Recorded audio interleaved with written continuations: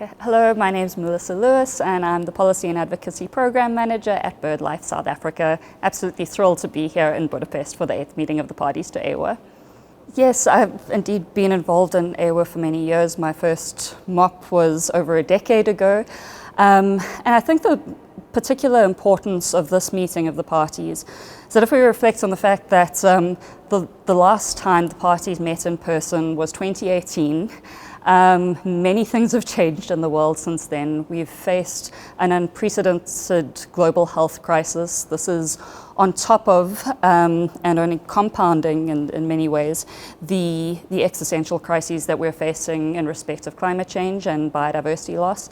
And I think that after 4 years since the last meeting, this MOP has really provided contracting parties and other stakeholders with a very valuable opportunity to meet again in person and to just reflect on both the progress and the challenges in implementing AEWA's current strategic plan and plan of action for Africa, and also, of course, to reflect on the value of that implementation, not only for achieving the objectives of the agreement, but also in contributing to the delivery of broader global targets on sustainable development and biodiversity conservation. I think that work on the ground is crucial. At the end of the day, a treaty on its own is simply a piece of paper, and we've seen this in the past with some of the early international instruments that had been developed for bird conservation and coordination of states in bird conservation endeavors. The first instruments of this type were developed over a century ago, and they ended up being referred to as sleeping treaties because they just ultimately sat stagnant. I think that a treaty can only be as effective as the community that it manages to mobilize and that supports it, and that community obviously is multifaceted. It isn't just a matter of collaboration amongst governments, but also NGOs and other stakeholders, including, of course, local communities. And we at BirdLife South Africa strongly recognize the importance of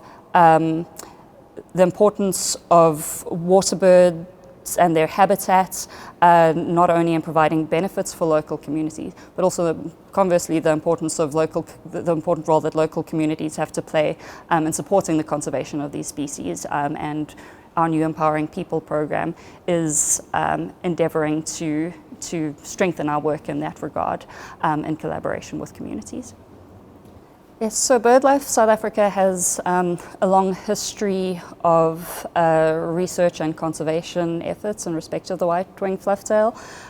Some of the key successes have involved, firstly, the identification of the species' first known breeding sites in the southern hemisphere.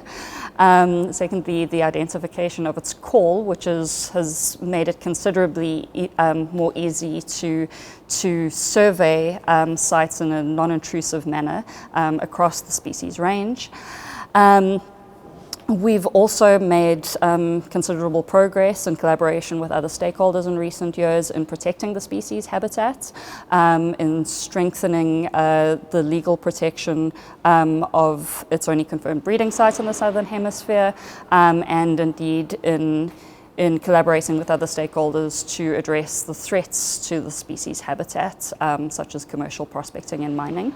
Well, I think that first of all, as BirdLife, we are just absolutely thrilled that the award is spotlighting the plight of this critically endangered species that is so close to our hearts, not only because it's one of the rarest and most elusive species, waterbird species in Africa, but also because we really do see this species as a flagship for wetland conservation and the conservation of all of the crucial ecosystem services that wetlands provide for people.